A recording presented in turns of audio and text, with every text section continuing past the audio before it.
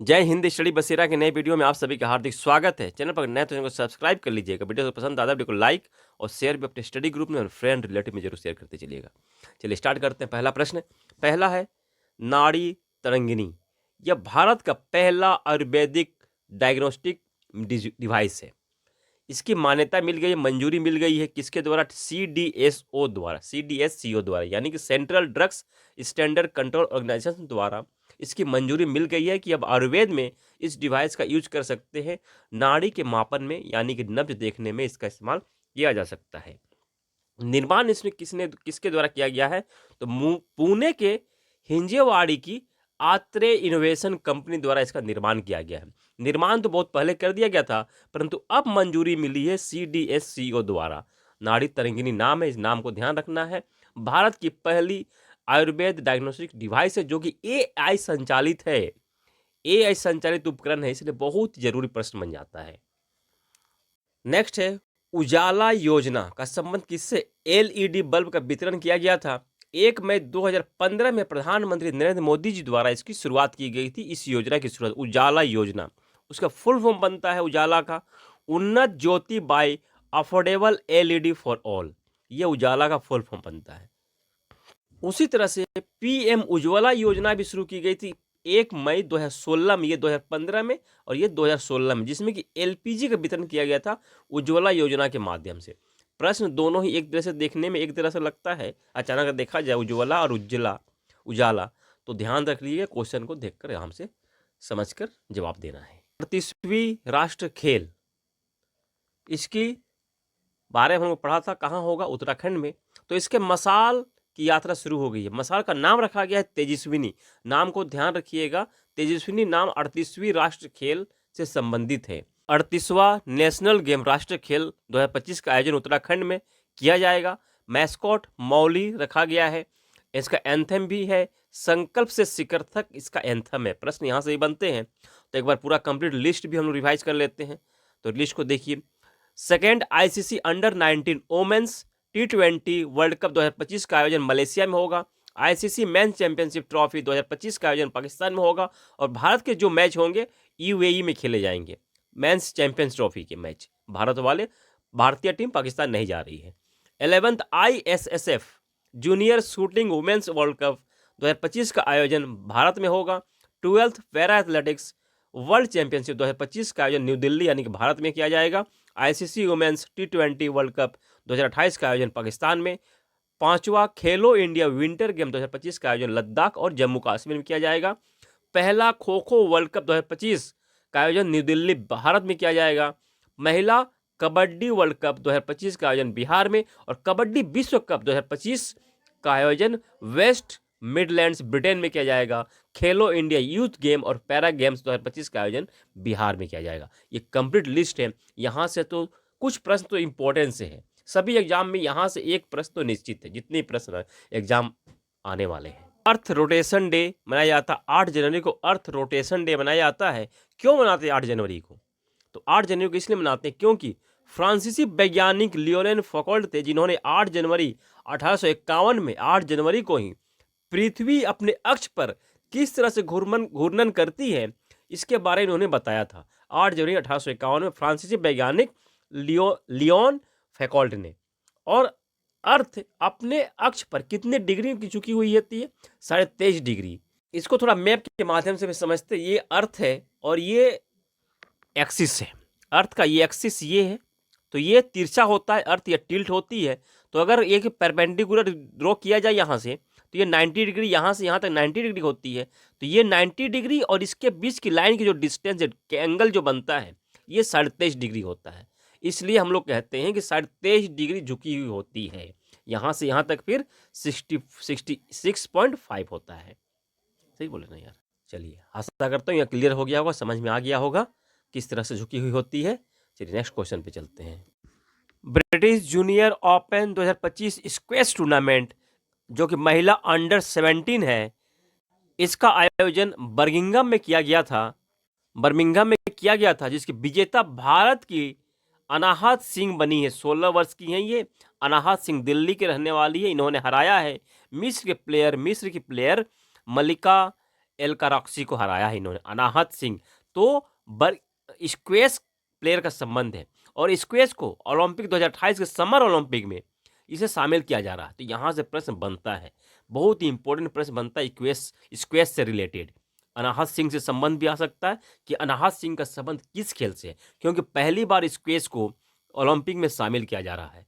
और स्क्वैश के साथ साथ ही बेसबॉल और सॉफ्ट बॉल यानी कि soft ball, cricket, T20 format का क्रिकेट और फ्लैग फुटबॉल और लैक्रोस, इन सबको भी ओलंपिक 2028 में समर ओलंपिक है जो कि लॉस एंजल्स में किया जाएगा, आयोजन होगा, उसमें शामिल किया जा रहा है।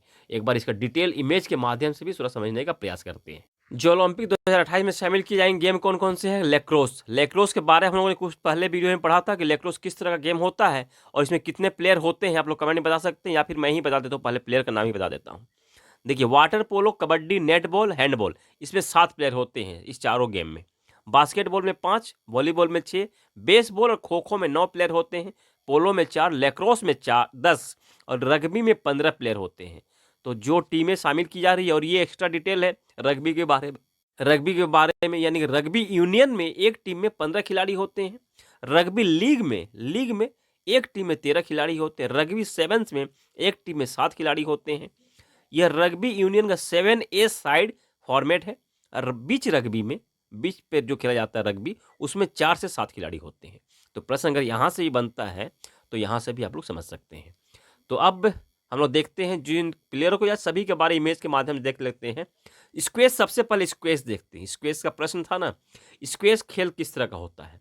ये देखिए स्क्वैश, ये रूम की तरह इधर ये बाउंड्री, ये दीवार है, इधर भी दीवार है और इधर भी एक दीवार है, ये 3 तरफ से दीवार होती है। इसमें अगर सिंगल गेम होता है तो सिंगल प्लेयर होते हैं, अगर डबल होता है तो इधर दो प्लेयर, इधर 2 प्लेयर होते हैं। ये बॉल को एक बॉल होता है और रैकेट के माध्यम से इस दीवार पर मारा जाता है, रिटर्न जब आता है तो इसे खेला जाता है दीवार पर मारकर। तो इसे ही स्क्वैश कहा जाता है, ये कमरे के अंदर खेला जाता है। ये नेट बॉल, और कौन सा शामिल किया जा रहा है? स्क्वैश एक हम लोगों ने देखा, स्क्वैश को शामिल किया जा रहा है 2028 के ओलंपिक में। फिर किया जा रहा है बेसबॉल को। तो बेसबॉल का इमेज भी देख लीजिए, बेसबॉल किसे कहते हैं या सॉफ्ट बॉल भी जिसे कहते हैं। ये देखिए, ये बेसबॉल है, बेसबॉल ये है, हाँ ये बेसबॉल है, ये बेसबॉल का टीम है और इस तरह से खेला जाता है, जो कि इस तरह से बल्ला होता है और ये बॉल होता है। और एक प्रश्न यहाँ से बेसबॉल से संबंधित है कि किस गेम का या किस खेल का जो फील्ड होता है डायमंड के शेप का होता है, डायमंड के आकार का होता है। ये देखिए, मैंने यहाँ बेसबॉल का फील्ड भी लगा दिया। यहाँ बैट्समैन होता है और ये डायमंड का शेप का है ना, ये डायमंड का शेप का है। तो डायमंड का शेप का होता है ये बेसबॉल का ग्राउंड बेसबॉल का ग्राउंड या खेल मैदान बेसबॉल का ही होता है, जो कि डायमंड के शेप का होता है। यह प्रश्न यहाँ से भी बहुत इंपॉर्टेंट बनता है। बेसबॉल के बाद हो जाता है क्रिकेट, T20 क्रिकेट। इसके बारे में तो जानकारी देने की जरूरत नहीं है किस तरह का होता है, T20 फॉर्मेट का क्रिकेट खेला जाएगा। उसके बाद फ्लैग फुटबॉल। तो फ्लैग फुटबॉल ये मैंने बच्चों का ये लगाया है। फ्लैग देखिए, बच्चों खिलाड़ी के दोनों तरफ ये फ्लैग लटके हुए होते हैं सभी प्लेयर के, और ये बॉल इस तरह का बॉल होता है, इसी शेप का बॉल होता है, ये लेकर इसे दौड़ते हैं। फिर इसी फ्लैग को बच्चे ये खिलाड़ी जो है पकड़ते हैं उनको आउट करने के लिए। तो इस तरह का ये फ्लैग फुटबॉल कहा जाता है, इसे फ्लैग फुटबॉल। इसके बाद कौन सा गेम है? लैक्रोस। लैक्रोस के बारे में हम लोगों ने यहाँ बताया है। ये लैक्रोस इस तरह का डंडा होती है, नेट वाली छड़ी होती है, जिसमें कि 10 प्लेयर होते हैं। लैक्रोस में 10 प्लेयर होते हैं। ये रग्बी है, रग्बी में 15 प्लेयर होते हैं। ये फुटबॉल है रग्बी का। ओलंपिक जो है उसके बारे में थोड़ा समझ लेते हैं।